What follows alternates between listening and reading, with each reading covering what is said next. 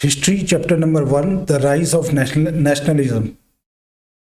तो ये chapter number 1 है और इस बार सीबीएसई में एमसीक्यूज आ रहे हैं। तो इसमें जो है 114 क्वेश्चन है जिसमें सारा ये कवर हो गया है। इस तरह के भी क्वेश्चन बनते हैं इसमें कवर किए गए हैं। पहला क्वेश्चन है what type of conservative regimes were set up in 1815 in Europe. तो यूरोप में किस तरह की गवर्नमेंट थी 1815 के आसपास? उस समय थी ऑटोक्रेटिक, क्योंकि उधर मोनार्की थी। Question number 2, identify the French artist who prepared series of 4 prints visualising his dream of world from following. तो फ्रेंच आर्टिस्ट कौन था जिसने 4 प्रिंट्स निकाले थे? उसका नाम था Frederic Sorrieu. Question number 3, Napoleon invaded Italy. Napoleon ने इन्वेड किया था इटली पे, हमला कब किया था? और ये है 1796 में। Question number 4, who was proclaimed king of United Italy in 1861। 1861 में किसको किंग बनाया गया इटली का? इसका नाम था Victor Emmanuel II। Question 5, which of the following artist painted the image of Germania. Germania एक एलेगरी ऑफ जर्मनी है। जर्मनी को कैसे रिप्रेजेंट किया? एक लेडी के रूप में। तो उसको जो पेंट किया था वो है Philip Wait. Who said when France sneezes the rest of the Europe catches cold. तो ये था Duke Metternich. What happened to Poland at the end of 18th century, which of the following answer is correct. तो Poland में क्या हुआ था 18th century में? Answer है Poland was partition at the end of 18th century by 3 great powers, Russia, Prussia and Austria. तो उसको divide कर दिया था और 3 पावर्स उस समय थी, रशिया थी, एक प्रूशिया थी, एक ऑस्ट्रिया थी। हु प्लेड, क्वेश्चन नंबर 8 ये है, who played the leading role in unification of Germany. Germany में यूनिफिकेशन का रोल सबसे इंपॉर्टेंट किसका था? तो इसका नाम था ऑटो वन बिस्मार्क। यहाँ का चीफ मिनिस्टर था, ये प्रूशिया का चीफ मिनिस्टर था, उसका इंपॉर्टेंट रोल रहा था auto von Bismarck. Question number 9, 3 wars over 7 years with Austria, Denmark, Germany, France ended in. तो ये एंडेड इन किस में खत्म हुए थे? इसमें प्रूशिया की विक्ट्री हुई थी। Question number 10, who was proclaimed the emperor of Germany in 1871। 1871 में जर्मनी को का किंग कौन बना, एम्परर कौन बना? इसका नाम है Kjær William I of Prussia. Kjær William I of Prussia. Which one of the following was not the feature of Napoleon Code? Napoleon code का कौन सा फीचर नहीं है? इक्वलिटी बिफोर लॉ, ये तो था उसमें। यूनिवर्सल एडल्ट फ्रेंचाइज, ये भी था। राइट टू प्रॉपर्टी भी था। प्रिविलेज बेस्ड ऑन बर्थ को रिमूव कर दिया था। Question number 12, who hosted the treaty of Vienna. Treaty of Vienna हुई थी जब हिटलर हार गया था, जब नेपोलियन हार गया था। तो ये किसने किया था? होस्ट किया था ड्यूक मैटरनिच ने। वियना एक जगह है वहां पर। Political and constitutional changes brought about by the French revolution were, किस तरह के चेंजेस आए थे? It ended absolute monarchy, monarchy खत्म हो गई थी। It transferred power to body of French citizens. तीसरा है it proclaimed that the henceforth the people would constitute the nation and shape its destination. तो इसमें तीनों आ जाते हैं ये, all of the above. What does absolutist mean? इसका क्या मतलब है? तो इसका मतलब है मोनार्की, मोनार्कियल गवर्नमेंट। एब्सोल्यूटिस्ट है क्योंकि उसमें कोई डेमोक्रेसी नहीं है। 15, the first clear expression of nationalism came with. तो नेशनलिज्म सबसे पहला कहाँ से आया था? ये आया था फ्रेंच रेवोल्यूशन से, इस तरह का idea. What does a blindfold woman carrying a pair of weighing scales symbolise. Blindfolded woman carrying a pair of weighing scales, तो क्या सिंबलाइज करता है? ये जस्टिस सिंबलाइज करते हैं। What was the main intention behind the treaty of Vienna, जो कि 1815 में हुई थी। ट्रीटी ऑफ वियना में क्या था कि वो चाहते थे कि रिस्टोर मोनार्कीज, कि जहाँ जहाँ मोनार्कीज खत्म कर दी गई है वहाँ पर फिर से जो राजा सिस्टम था वो वापस आए। Question number 18, who was proclaimed German emperor after it's unification. तो जर्मनी का किंग कौन बना था जब ये यूनिफाई हो गया? तो उसका नाम था, द प्रूशियन किंग था, उसका नाम था William I। What did Germania symbolise? Germania जो है एक सिंबल है जर्मनी का, तो वो जर्मन नेशन को सिंबलाइज करता है। Who was गिसिप Mazzini? गिसिप मजीनी कौन था? वो एक इटालियन रिवोल्यूशनरी था, इटली का था। 21 name the custom union formed by Prussia to abolish tariff barriers. तो जब टैरिफ बैरियर से हर जगह जहाँ जहाँ जाओ वहाँ पर टैक्स देना पड़ता था, टैरिफ देना पड़ता था, उसकी वजह से ये लेके आए कस्टम यूनियन, जिसका नाम था Zollverein. What did Das Volk stand for? तो इसका मतलब है, दास वॉल्क का मतलब है कॉमन पीपल के लिए ये बोला जाता है। Which of the following is true with reference to romanticism? Romanticism क्या था? ये एक कल्चरल मूवमेंट था, तो इसका आंसर है cultural movement. Who were the Junkers? तो जंकस कौन थे? जंकस जो थे प्रूशिया के लार्ज लैंड ओनर्स थे, बहुत ज़्यादा जमीन जिसके पास थी। Which one of the following areas was the most serious source of national tension in Europe after 1871? 1871 के बाद सबसे ज़्यादा दिक्कत वाली जगह कौन सी हो गई? वो थी बाल्कन्स, क्योंकि बाल्कन्स में ऐसी जगह थी जिसके वजह से यूरोप में काफ़ी नेशंस की बार था कि वहाँ वो कब्जा चाहते थे या उसको कॉलोनाइज करना चाहते थे। अब अगला है match the following. Broken chains, तो ब्रोकन चेन्स के लिए आंसर हमारा सी है, इसका मतलब है बीइंग फ्रीड, कि फ्री करना। Breast plate with eagle, breast plate with eagle इसका ई है, इसका मतलब है symbol of German empire strength, symbol of, ये है symbol of German empire strength. Crown of oak leaves, इसका आंसर है A, crown of oak leaves heroism का सिंबल है ये, क्राउन ऑफ ओक लीव्स। इसके बाद है सोड, सोड किस चीज़ का सिंबल है? तो ये देखते हैं एफ, रेडीनेस टू फाइट, सोड का मतलब है रेडीनेस टू फाइट। 5 जो है olive branch around the sword, olive branch around the sword, ये किसका सिंबल है? ये है D, willingness to make peace. अगर ऑलिव ब्रांच है तो ऑलिव तो पीस का सिंबल होता है। 6 है black red and gold tricolour, तो ये किसका है? जी, flag of liberal nationalist in 1848 banned by dukes of German states, तो flag of liberal nationalist in 1848 banned by dukes of German states। इसके बाद रेज ऑफ राइजिंग सन, ये किसका सिंबल है? बी, मतलब beginning of new era, beginning of new era. के बाद आगे और क्वेश्चंस है। Which question 25, which country broke away from the United Kingdom of Netherlands after July revolution of 1830? 1830 के बाद कौन सी कंट्री ब्रेक, वहाँ से ब्रेक अवे हुई? तो इसका नाम था बेल्जियम। एंड 1830 में यूनाइटेड किंगडम ऑफ नीदरलैंड जो था उससे हटी ये Belgium. Question 26, who among the following formed a secret society called young Italy? तो यंग इटली किसने बनाई थी? इसका नाम था गिसिपी मजीनी, या तो इसको गिसिप मजीनी पढ़ सकते हैं। Question 27, which one of the following types of government was functioning in France before revolution of 1789? 1789 में जो रिवोल्यूशन हुआ था उससे पहले वहां पर मोनार्की थी। Which one of the following was allegory of German nation? तो allegory of German nation क्या है? जर्मेनिया बोला गया उसको। 29, who among the following was the architect of process of national unification of Prussia? National unification जिसने Prussia का किया था उसका नाम था Ottoman Bismarck. 30, the artisan industrial workers and peasants revolted against which of the following in 1848?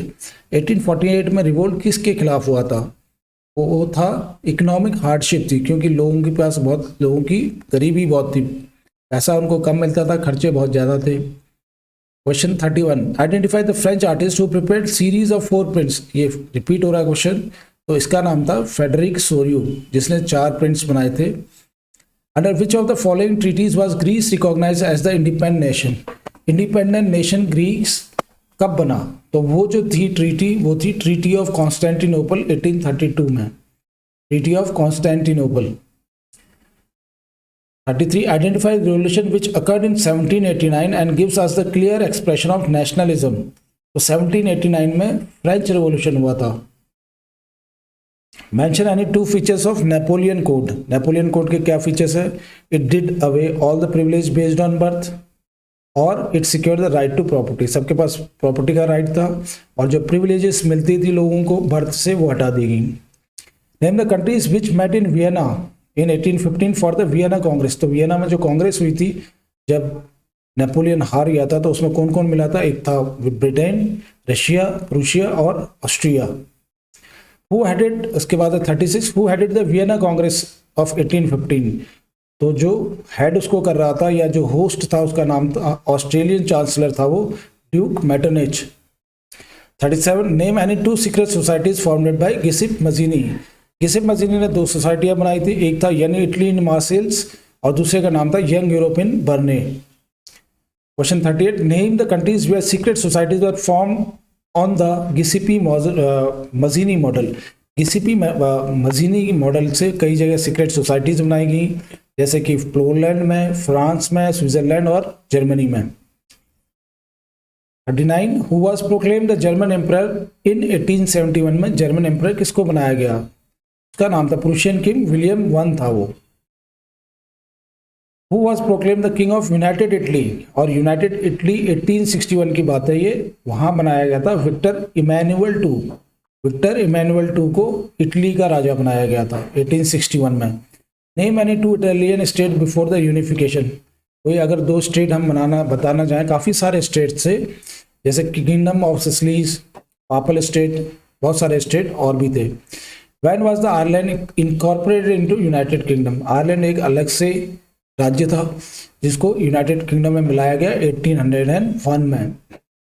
Artist in the 18th and 19th centuries found a way out by personifying a nation. What was it? तो उन्होंने ऐसा क्या किया था? They started representing a country as it were a person. तो उन लोगों ने एक कंट्री को ऐसे रिप्रेजेंट करना शुरू कर दिया था जैसे कि वो एक कोई आदमी हो या औरत हो। Mention 2 attributes of liberty. तो लिबर्टी के 2 एट्रीब्यूट्स क्या है? एक है रेड कैप और दूसरा है ब्रोकन चेन्स। ये सब क्वेश्चन बुक से हैं और ये बुक में मिल जाएंगे, अगर हम रीड करते हैं बुक को पूरे ये मिल जाएंगे। Name the event that mobilise national feeling among the educated elite across Europe in 1830 to 1848। तो 1830 से 1848 में ऐसी कौन सी चीज़ है जिसने नेशनलिस्ट फीलिंग लोगों में आई? ये था Greek war of independence. Greek war of independence. इसके बाद 46, when did the French revolution start. French revolution कब हुआ था? 1879 में। तो पॉलिटिकल सिचुएशन फ्रांस में at the time of revolution कैसी थी? वहां पर एब्सोल्यूट मोनार्की थी, वहां पर मोनार्की थी। What emphasised the notion of united community enjoying equal rights under a constitution. तो इसका आंसर है la patrie, the fatherland, and le citoyen, the citizen. How many colours did the new French flag have. French flag में कितने colour हैं? इसमें है tricolour, 3 colour हैं। By whom was the state general elected. State general जो था उसको elect कौन करता था? ये फ्रांस की बात है, जब वहाँ से नोबेल ये हटाया गया, मोनार्की हटाई गई, तो वहाँ पर क्या स्टेट जनरल बनाया गया जिसके कि एक्टिव सिटीजन वोट करते थे। What was the new name of the state general. State general का नया नाम क्या रखा गया? नेशनल असेंबली बोला जाने लगा उसको, जिसको कि लोग चुनते थे। एक्टिव सिटीजन्स जो थे, जो लोग टैक्स पे करते थे वही चुनते थे, और जो लोग टैक्स नहीं पे करते थे वो नहीं चुने जा सकते थे, ना उनको वोटिंग राइट था और ना ही कोई गर्ल्स को वोटिंग राइट था। What action were taken in the name of nation. तो नेशन के नाम पर क्या क्या किया गया? इसका आंसर है hymns were composed, oath taken and Martin's commemorated, custom duties were abolished. ये सब चीज़ें की गई in the name of nation. What type of administrative system was setup. किस तरह का एडमिनिस्ट्रेटिव सिस्टम था? एक सेंट्रलाइज एडमिनिस्ट्रेटिव सिस्टम सेटअप किया गया। ये फ्रांस की बात हो रही है। Regional dialects were discouraged and French became the common language of the nation. तो फ्रांस की बात हो रही है, रीजनल डायलेक्ट वहाँ हटा दिया गया और फ्रेंच जो है वही लैंग्वेज बन गई। What mission did the revolutionary declare as a destiny to the French people. तो जो मिशन क्या बोला था? मिशन ये था कि to liberate the people of Europe from despotism to help other people of Europe to become nation. क्योंकि France जो है नेशन बन गया, तो उसका फिर ये था कि उनका एम कि बाकी लोगों को भी नेशन बनाया जाए। बाकी जो पूरे यूरोप में छोटे छोटे राज्य थे उनको एक नेशन में कन्वर्ट किया जाए। 56 what happened when the news of the events in France reach the different cities of Europe. France की जो न्यूज़ है अलग अलग जगहों पर पड़ी तो लोगों को मिली तो क्या हुआ? तो आंसर है the students and other member of educated middle classes began setting up Jacobian clubs. तो जैकोबियन क्लब्स बनाने लगे रोज लोग। 57 what was the purpose of Jacobian club. तो जैकोबियन क्लब्स का क्या फायदा, क्या पर्पस था? इसका पर्पस था to hold activities and campaigns, to hold activities and campaigns. What was the result of activities and campaigns held at Jacobian clubs. तो what was the result, क्या था जो कि जैकोबियन क्लब में एक्टिविटीज होती थी? आंसर है prepared the way, it prepared the way for French armies to move to different countries. They brought about unrest to different countries. It prepared the way for French armies to move to different countries. कि इसके बाद जो है इस तरह से तैयारी की गई कि फ्रेंच आर्मीज वहाँ आराम से जा सकें। 59 which countries did the French armies move to. French armies कहाँ कहाँ गई? एक तो गई हॉलैंड में, बेल्जियम में, स्विट्जरलैंड और मच ऑफ द इटली, क्योंकि यही उनका एम था कि अलग अलग यूरोपियन नेशंस को वो फ्री कराएं और सबको एक नेशन बनाएं। What idea did the French आर्मीज carry abroad through the revolutionary Wars. तो जो वॉर्स फाइट किए फ्रेंच आर्मीज ने वो क्या कैरी करते थे, क्या मैसेज था? ये मैसेज था नेशनलिज्म का। What did Napoleon do in the territory that was under his control? जो टेरिटरी उसके कंट्रोल में आई, जहाँ जहाँ उसने कब्जा किया था वहाँ क्या किया? He set up introducing many reforms. उसने वहाँ बहुत सारे रिफॉर्म किए। What type of rule was carried out in France during Napoleon time? Napoleon के समय में किस तरह का रूल था? तो नेपोलियन के समय में भी मोनार्की थी, ना डेमोक्रेसी नहीं थी, ना रिपब्लिक बोला जाता उसको, ना फेडरल रूल, वो मोनार्की थी। Napoleon had no doubt destroyed, क्या डिस्ट्रॉय किया था उसने? डेमोक्रेसी, क्योंकि उससे पहले डेमोक्रेसी आ गई थी। पहले मोनार्की थी, फिर रिवॉल्यूशन हुआ, लोग आ गए तो उसमें डेमोक्रेसी आ गई उस समय। फिर नेपोलियन जब आया फिर से मोनार्की वापस आ गई। What did Napoleon do to make the system efficient and rational in France. France में अच्छा सिस्टम उसने कैसे बनाया? तो आंसर यह है इन एडमिनिस्ट्रेटिव फील्ड ही हैड इनकॉर्पोरेटेड रिवॉल्यूशनरी प्रिंसिपल। तो उसने बहुत सारे चेंजेस लेके आया, वो इनकॉर्पोरेट बहुत सारे चेंज लेके आया जो कि अच्छे थे। What was the civil code of 1804। तो ये भी बड़ा इंपॉर्टेंट क्वेश्चन है। 1804 में उसको क्या किस नाम से जाना जाता है? नेपोलियन कोड के नाम से जाता है, ये इसका आंसर है। सिविल कोड ऑफ 1804, इसकी डेट भी याद होनी चाहिए, और इसका दूसरा नाम क्या था? Napoleon code. What did the civil code of 1804 bring about? 1804 में जो कोड आया था, नेपोलियन कोड भी कहते हैं जिसको, उससे क्या फायदा हुआ? It did away with all the privileges based on birth, established equality before the law and secured the right to property. तो जो privileges मिलती थी बर्थ से कई लोगों को, वो हटा दी, इक्वालिटी बिफोर लॉ हो गया और प्रॉपर्टी खरीदने का हक मिल गया। Which regions was the civil code exported to? तो सिविल कोड कहाँ कहाँ गया उसके बाद? ये गया है डच रिपब्लिक में, स्विट्जरलैंड में, इटली और जर्मनी, यहाँ ये पहुंचा। What did Napoleon do in the rural areas. तो रूरल एरियाज में उसने क्या किया? गांव के एरियाज में a simplified administrative division, abolish the feudal system and freed the peasants from serfdom and manorial due. तो उसने एक सिंपल सा एडमिनिस्ट्रेटिव डिवीजन बना दिया, फ्यूडल सिस्टम को रिमूव कर दिया और पेजेंट्स को सर्वडम से हटा दिया। मैनोरियल ड्यूज जो उनको वो पैसा ऐसा देना पड़ता था, वो सब चीज़ें उसने ख़त्म कर दी। तो ये जो किसान थे, उन पेजेंट्स थे, उनके लिए काफ़ी अच्छी चीज़ थी। What changes did Napoleon bring about in towns. और टाउन्स में उसने क्या किया नेपोलियन ने? टाउन्स में गिल्ड रिस्ट्रिक्शन वर रिमूव्ड, गिल्ड रिस्ट्रिक्शन रिमूव कर दी, जो कि टैक्स की प्रॉब्लम रहती थी वो हटा दी। ट्रांसपोर्ट और कम्युनिकेशन सिस्टम को बहुत अच्छा किया। Peasant, artisans, workers and new businessman enjoyed full new found freedom। तो उनको एक तरह से फ्रीडम मिल गया, जो वर्कर्स थे, बिजनेसमैन थे, पेजेंट्स थे। 70 in mid 18th century Europe what was the status of Germany, Italy and Switzerland? So they were divided into kingdom, उस समय ये सिचुएशन थी, they were divided into kingdoms. Kingdoms हो गया, उसके बाद हो गया डचीज या कैंटन्स। जैसे आज के दिन कंट्री है, उसके बाद उसमें स्टेट होते हैं, फिर टाउन होते हैं, तो ऐसे ही है। किंगडम है, डचीज है, कैंटन्स हैं, whose rulers had their autonomous territories, और वहाँ के अलग अलग रूलर्स थे जिनके पास अपनी टेरिटरी होती थी। When did Napoleon invade Italy, Napoleon ने इटली में इन्वेड कब किया? तो डेट है 1796। 1796 में नेपोलियन ने इटली में इन्वेड किया था। Question 72, which territories were included under the Habsburg empire? Habsburg empire में कौन कौन सी टेरिटरीज थी?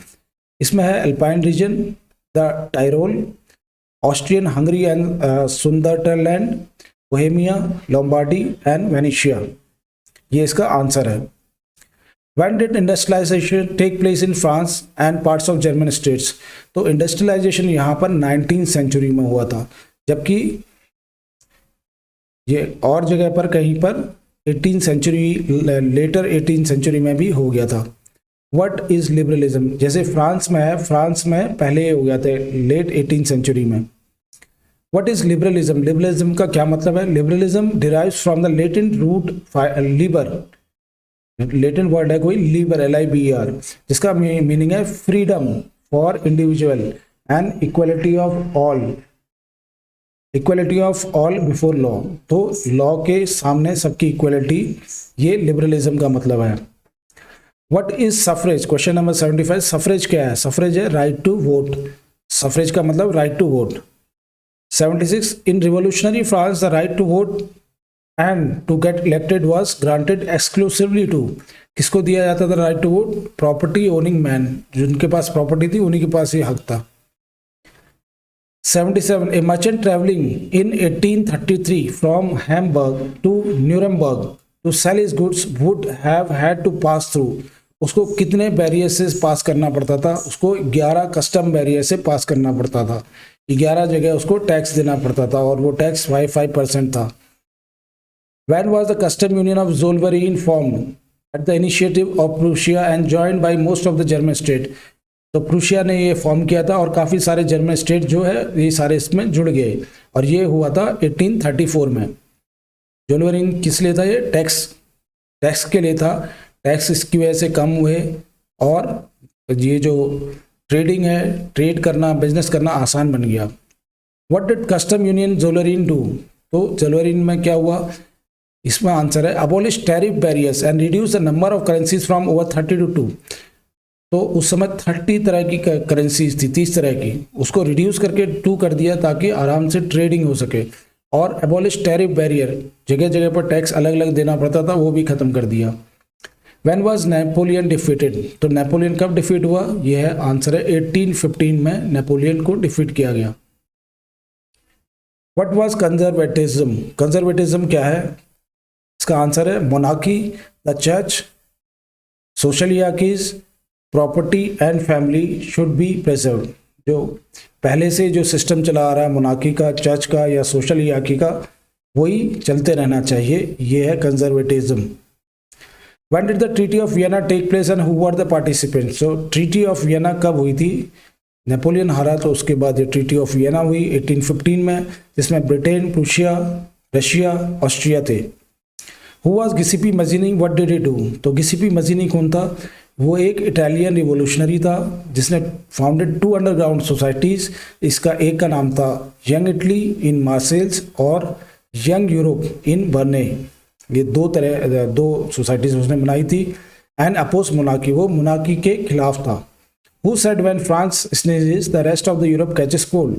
ये किसने बोला था? ये बोला था मेटरनिच ने। What happened at the Treaty of Constantinople? 1832 में जो कॉन्स्टेंटिनोपल की ट्रीटी हुई थी उसमें क्या हुआ था? Greece was recognised as a independent state, independent nation. उस ग्रीस को एक नया नेशन उसको रिकॉग्नाइज किया गया। 87, in which year did Louis Philippe flee and the National Assembly was proclaimed republic? ये कब हुआ था कि लुइस फिलिप भागना पड़ा उसको और नेशनल असेंबली के पास सारी पावर आ गई? ये हुआ था 1848 में। 1848 में। Question 88, when Prussia took on the leadership of the movement for national unification, who was the chief architect of the movement? तो प्रूशिया जो है उसके पास लीडरशिप कब आई और ये जो मूवमेंट था उसको जो आर्किटेक्ट था उस मूवमेंट का, उसका नाम था auto von Bismarck, auto von Bismarck. How many wars over 7 years with Austria, Denmark and France ended in Prussian victory and completed the process of unification? तो यूनिफिकेशन हुआ, इतने सारे वॉर लड़े गए, इसमें 3 वॉर लड़े गए थे, 3। इन जनवरी 1871 who was proclaimed German emperor? German emperor किसको बनाया गया? इसका नाम था केजर विलियम वन। इसका आंसर है केजर विलियम वन को 1871 में एम्परर बनाया गया जर्मनी का। 90 who had sought to put together coherent program for unitary Italian Republic in 1830? तो कौन था ये? गिसिपी मजीनी था, जो कि वो चाहता था कि इटालियन जो इटली हो वो पूरा यूनिफाई करे और एक नेशन बने। In 1861 dash was proclaimed king of United Italy. तो यूनाइटेड इटली का किंग किसको बनाया गया था? Victor Emmanuel two, Victor Emmanuel two. 92 question number 92 dash is perhaps the most celebrated Italian freedom fighter, और इसका नाम था Giuseppe Garibaldi. Italian freedom fighter था वो, गिसिप गरीबाल्डी इसका नाम था। Question 93 which area was most serious source of national tension in Europe after 1871? के बाद सबसे ज्यादा टेंशन कहां पर थी? ये था बाल्कन स्टेट्स में थी। 94 each power Russia, Germany, England, Austria, Hungary was keen on countering the hold of other powers over the Balkan. This one of the major reason for First World War, क्योंकि ये जो Europe की ये जो सारे nation थे ये वहां पर अपना कब्जा चाहते थे, उसको अपना कॉलोनी बनाने चाहते थे, जिसकी वजह से इनमें आपस में लड़ाई होगी और फर्स्ट वर्ल्ड वॉर हुआ। When was Ireland forcibly incorporated into United Kingdom? तो यूनाइटेड किंगडम में उसको जबरदस्ती शामिल किया गया आयरलैंड को, वो था 1801 में किया गया था इसको। What do you understand by the term plebiscite? Plebiscite क्या होता है? A direct vote by which all the people of the region are asked to accept or reject a proposal. कोई प्रपोजल हो उसके लिए एक डायरेक्ट वोट होता है, सभी लोग उसमें वोट करते हैं, उससे डिसाइड होता है कि लोग क्या चाहते हैं। Question 97 when did French revolution take place? तो ये 1789 में है, French revolution took place in 1789। Who was the chief minister of king Victor Emmanuel two? King Victor Emmanuel two का ये चीफ मिनिस्टर कौन था? उसका नाम था काउंट केवर, केवर इसका नाम था, CAVOUR, काउंट केवर। तो केवर याद रखना, CAVOUR। Which treaty drew up with objects of undoing most of the changes that had come about in Europe during the Napoleon War? तो ऐसी कौन सी ट्रीटी थी जिससे कि नेपोलियन जो भी किया था सबको उल्टा कर दिया गया? वो ट्रीटी थी the treaty of Vienna of, जो कि 1815 में हुई थी। The code of 1804 is usually known as, इसको क्या कहते हैं? Napoleon code. ये क्वेश्चन नंबर 100 से पहले का है। 100 क्वेश्चन है हु वाज गिसिपी मजीनी? गिसिपी मजीनी क्या था? सपोर्टर ऑफ डेमोक्रेटिक रिपब्लिक, एक अपोजर ऑफ मोनार्की, एक रिवॉल्यूशनरी था, तो इसलिए ये ऑल ऑफ द ऑप्शन है। Who was proclaimed as the king of United Italy in 1861? 1861 में किसको किंग बनाया गया था इटली का? इसका नाम था Victor Emmanuel two. Question 102 whom did Metternich describe as the most dangerous enemy of the social order? Social order का सबसे ज्यादा बड़ा एनिमी कौन, किसको बोला उसने? गिसिप मजीनी को बोला था, गिसिप मजीनी। 103 a vision of society that is so ideal that it is unlikely to actually exist is known as, इसको यूटोपियन बोलते हैं। यहाँ पर मैं आंसर टिक नहीं हुआ है, इसको यूटोपियन बोलते हैं। A vision of society that is so ideal that, कि ऐसा विजन है कि जो हो ही नहीं सकता, तो उसको कहते हैं यूटोपियन। इसका आंसर है D, utopian. 104 which treaty recognise Greece as a independent nation? तो ये कौन सी ट्रीटी थी? ये थी ट्रीटी ऑफ कॉन्स्टेंटिनोपल, जो कि 1832 में हुई थी, 1832 में हुई थी ये। Who are Mariam and Germania? Mariam और जर्मेनिया क्या है? यह है female allegories of France. France के लिए मैरियन है और जर्मनी के लिए जर्मेनिया है। एक फीमेल फिगर्स हैं जो कि खाली एक देश को रिप्रेजेंट करते हैं।